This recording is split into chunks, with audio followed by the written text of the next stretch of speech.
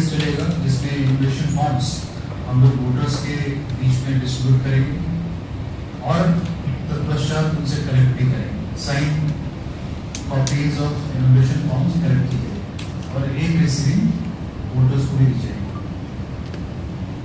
हमारे डिस्ट्रिक्ट में मैपिंग का परसेंटेज अच्छा है, ओवर 86% वोटर्स की मैपिंग हो चुकी है और इन्यूमरेशन फॉर्म्स का डिस्ट्रीब्यूशन, उसका कलेक्शन, उसमें जो हमारे मैप वोटर्स हैं उनसे किसी भी प्रकार का हम लोग डॉक्यूमेंट्स कलेक्ट नहीं करेंगे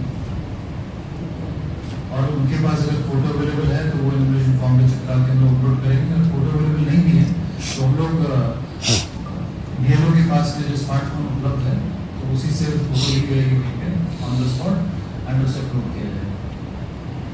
और इस एक्टिविटी के अंदर आप सभी का रोल बहुत महत्वपूर्ण है। आप सभी को लोकतंत्र के चौथे पिलर के रूप में जाना जाता है और हमारा ये मानना है कि हर एक चरण पे हमारे मीडिया के साथी इन सारी प्रक्रिया में इन्वॉल्व, हमें भी फीडबैक मिलता रहे, हमें भी सपोर्ट मिलता रहे और हम जो भी एक्टिविटी कर रहे हैं, जो भी कुछ एक्सरसाइज फील्ड लेवल पे कर रहे हैं, वो मैसेज लोगों के बीच में भी जाता है। ना केवल प्रिंट इलेक्ट्रॉनिक मीडिया बल्कि सोशल मीडिया भी इसमें बहुत महत्वपूर्ण माध्यम लोगों के बीच में पहुंचने और इसको एक तरीके से हमें देखना है कि कॉम्पोजिट रूप में हम लोग को लेके चलना है।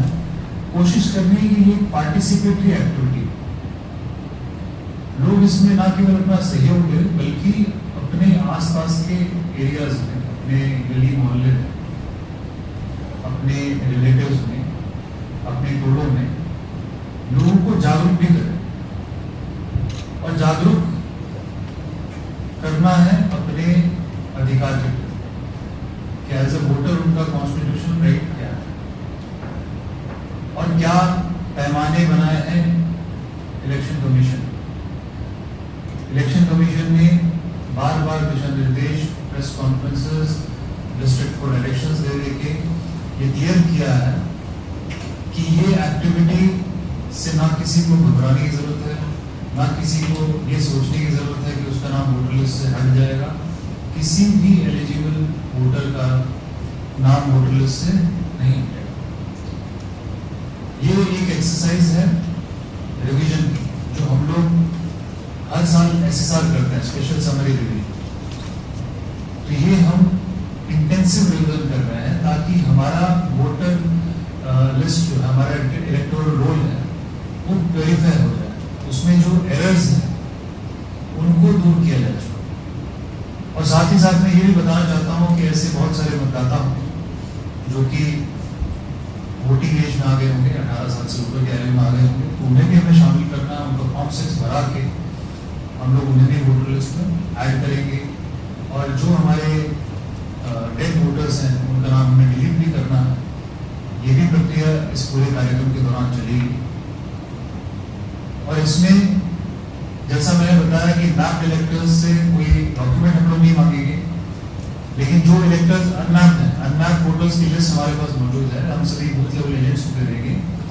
हमने हर एक बूथ पे लगाया है, डिस्ट्रिक्ट के पास में उपलब्ध है, हर एक बीएलओ के पास उपलब्ध है। हम लोग सभी स्टेक होल्डर्स को प्रोवाइड कर देंगे जिससे ये आइडिया लग सके कि भाई इतने वोटर्स की मैपिंग पिछले एसआईआर से नहीं हो पाई। अब उन वोटर्स को वोटर लिस्ट में शामिल करने के लिए केवल एक चीज हमें देखनी है कि एज 18+ हो और he is a citizen of India. Citizenship के जो पैरामीटर्स, जो इलेक्शन कमीशन ने पैरामीटर्स बहुत ही स्पेसिफिक वे में हमें बताया है, 11 तरह के डॉक्यूमेंट्स हैं, उनमें से कोई भी एक डॉक्यूमेंट, और उसके अलावा किन के डॉक्यूमेंट चाहिए अपने पेरेंट्स के। अगर 1987 के पहले का जन्म है तो हम लोग उसमें उनका केवल डॉक्यूमेंट देखेंगे। 1987 से 2004 के बीच का जन्म है तो उनका और उनके माँ बाप में से किसी एक का डॉक्यूमेंट हम देखेंगे। और अगर 2004 के बाद का जन्म है तो हम लोग देखेंगे कि उनका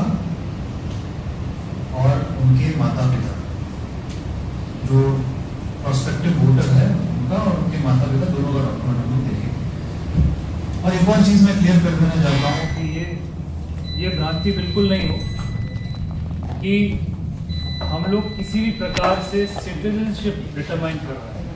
हम लोग ना तो सिटीजनशिप डिटरमाइन कर रहे हैं, ना इस एक्सरसाइज के बेसिस पे किसी की सिटीजनशिप अफेक्ट होगी, किसी पे कार्रवाई की जाएगी।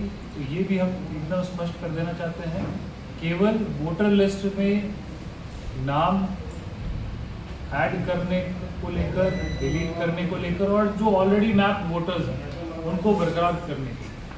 और मैं इतना बताना चाहता हूँ कि जिन वोटर्स की मैपिंग नहीं हो पाई या फिर जिनकी मैपिंग हो पाए उसमें एनोमली, उनका भी एनुमरेशन फॉर्म हमारे पास में कलेक्ट होकर आता है, तो हम लोग उनको भी अपने ड्राफ्ट इलेक्टोरल रोल में शामिल करेंगे।